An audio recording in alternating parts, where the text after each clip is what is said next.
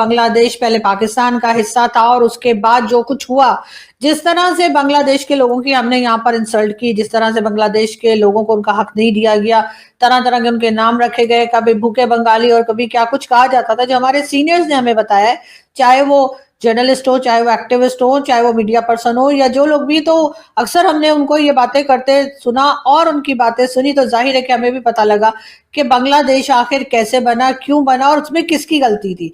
उस वक्त जो इलेक्शंस करवाए गए थे उसमें भी शेख मुजीबुर रहमान जो थे वो भारी अक्सरियत से जीत गए थे, लेकिन जुल्फिकार अली भुट्टो जो थे उनको प्राइम मिनिस्टर बनाने की बात की गई। उसी के साथ साथ जो नेशनल लैंग्वेज है वो उर्दू लाई गई, जो कि उस वक्त के लोगों को पसंद नहीं था। वो नहीं चाहते थे कि पाकिस्तान की जो नेशनल लैंग्वेज है वो उर्दू रखी जाए, लेकिन जुल्फिकार अली भुट्टो ने ऐसा ही किया और ऐसा ही होने दिया, और इस तरह से एक लड़ाई झगड़ा जो था वो बढ़ता चला गया। और जाहिर है कि जब उन लोगों को उनके राइट्स नहीं मिले, बांग्लादेश के लोगों को, तो उन्होंने फिर डिमांड कर दी कि जी उनका अलग मुल्क होना चाहिए।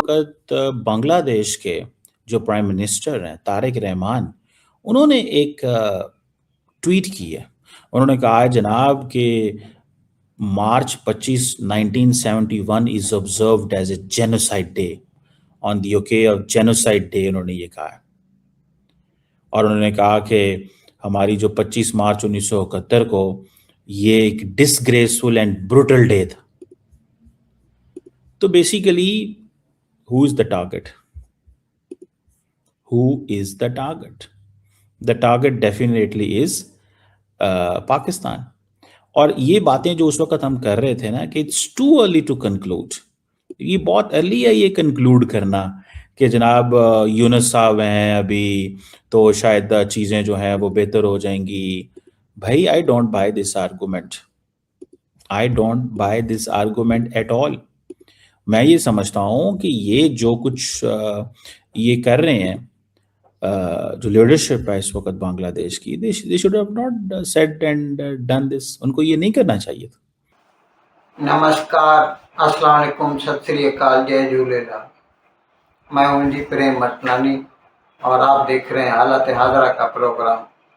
हकीकत ये है, इब्तदा में आपसे दरख्वास्त है चैनल जरूर सब्सक्राइब करें। दोस्तों, कल 25 मार्च था और ये दिन बांग्लादेश की हिस्ट्री का एक तारीख दिन है। इसी दिन को 1971 में, यानी 24 मार्च और 25 मार्च की बीच वाली रात को पाकिस्तान की पंजाबी फौज ने ऑपरेशन सर्च लाइट लॉन्च किया था, और जिसके तहत उन्होंने पहले तो ढाका यूनिवर्सिटी के जो प्रोफेसर्स थे, प्रिंसिपल्स थे, उन सब का कत्लेआम किया।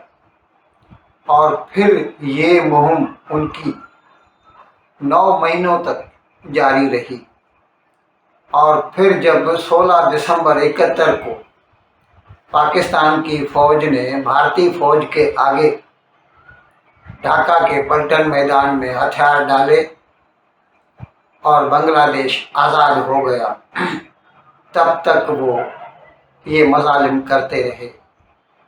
कहते हैं कि तकरीबन पंजाबियों ने 30 लाख बंगालियों का खून किया और तकरीबन 30,000 बंगाली लड़कियां।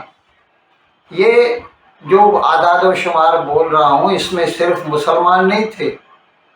बांग्लादेश या ईस्ट पाकिस्तान की जो आबादी थी उसमें हिंदू भी थे, मुसलमान भी थे, दोनों को निशाना बनाया गया। कहते हैं 30,000 लड़कियों का रेप हुआ। और ये उस वक़्त उनका कहना था कि हमें ईस्ट पाकिस्तान की ज़मीन चाहिए। अगर उस वक़्त यूँ समझ लीजिए कि तकरीबन 4.5 करोड़ बंगाली थे ईस्ट पाकिस्तान में, 5.5 करोड़, 4.5 करोड़ थे वेस्ट पाकिस्तान में, 4.5 करोड़ थे 4.5 वेस्ट पाकिस्तान में, 5.5 करोड़ ईस्ट पाकिस्तान में। ان کا کہنا تھا کہ اگر ہم کو 5.5 کروڑ کو بھی مارنا پڑے تو ہمیں کوئی تکلیف نہیں ہوگی۔ جنرل ٹکا خان نے شروع کیا تھا، بعد میں اس مہم کو جنرل امیر عبداللہ خان نیازی نے جاری رکھا۔ اب یہ دن جو ہے بنگلہ دیش والے جینوسائیڈ ڈے کر کے، یعنی یوم قتل عام کا دن کر کے ہر سال مناتے ہیں۔ لیکن اچھا، کل جو بنگلہ دیش کا نیا وزیر اعظم ہے طارق رحمان، ابھی اس نے حکومت میں حصہ لیا ہے، نئی الیکشن ہوئی فروری میں، اور جس کے بعد وہ وزیر اعظم بنا۔ اس نے ایکس پر اپنا ایک پوسٹ ڈالا اور اس نے اس دن کی اہمیت کا حوالہ دیا اور بتایا کہ بنگلہ دیشیوں کو اپنی تاریخ کبھی بھولنی نہیں چاہیے۔ ہمیں یہ یاد رکھنا ہے کہ ہمارے ساتھ 1971 میں کیا ہوا تھا، اور ہمیں اس نے 3 پوائنٹس پر زور دیا۔ اس کے یہ 3 پوائنٹ ہیں: ایکوالٹی، ہیومن ڈگنیٹی اور سوشل جسٹس۔ اب یہاں پر میں جو بیچ میں تقریباً 2.25 سال کے لیے محمد یونس کی سرکار تھی بنگلہ دیش میں، امریکہ والوں نے زبردستی بٹھا دی تھی۔ خیر، اس میں بنگلہ دیش کی فوج کا ہاتھ تھا۔ منتخب سرکار جو تھی حسینہ واجد کی، اس کو ہٹایا گیا اور محمد یونس کو بٹھایا گیا۔ اس نے تو بنگلہ دیش کی ہسٹری کو مٹانے کی ٹھان رکھی تھی۔ یوں کہہ لیجئے کہ بقول اس کے پاکستان نے یہ جو 9 مہینوں تک قتل عام کیا تھا یا لڑکیوں کا ریپ کیا تھا، تو وہ بنگلہ دیشیوں کے اوپر پاکستانیوں کا ایک احسان تھا۔ یہ اس وقت کی ضرورت تھی، اور وہ اس کے لیے پشیمان تھا کہ کیوں بنگلہ دیش کی سرکار ان سے دور دور رہتی ہے۔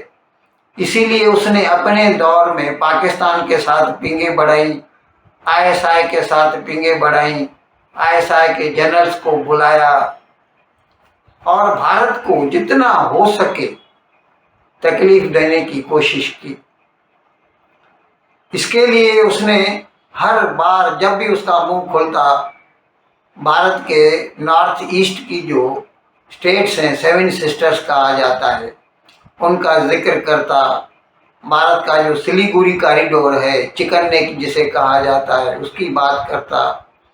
ہمیشہ کہتا کہ بنگلہ دیش جو ہے وہ خلیج بنگال کا گارڈ ہے، یعنی رکھوالا ہے، اور ہم جب بھی چاہیں نارتھ ایسٹرن اسٹیٹس کو بھارت سے الگ کر سکتے ہیں۔ اس طرح کے اشتعال انگیز بیان دیتا تھا، اور اس کے اعمال کی وجہ سے اس کے دور میں بنگلہ دیش کی جو اکانومی تھی وہ تباہ و برباد ہو گئی، سکہ اس کا کمزور پڑ گیا۔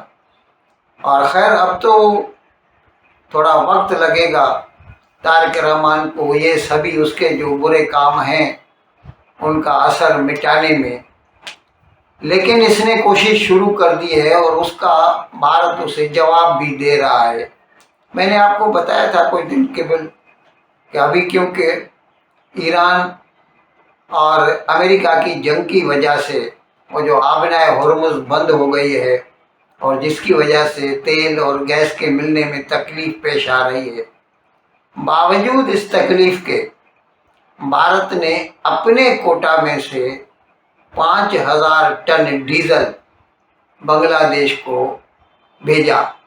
یہ میں نے بتایا تھا آپ کو کہ ایک پائپ لائن بنائی تھی بھارت نے شیخ حسینہ کے زمانے میں، نمالی گڑھ جو ہے وہاں پہ آئل ریفائنری ہے سلیگوری میں، وہاں سے وہ تیل جاتا ہے اور پربت پور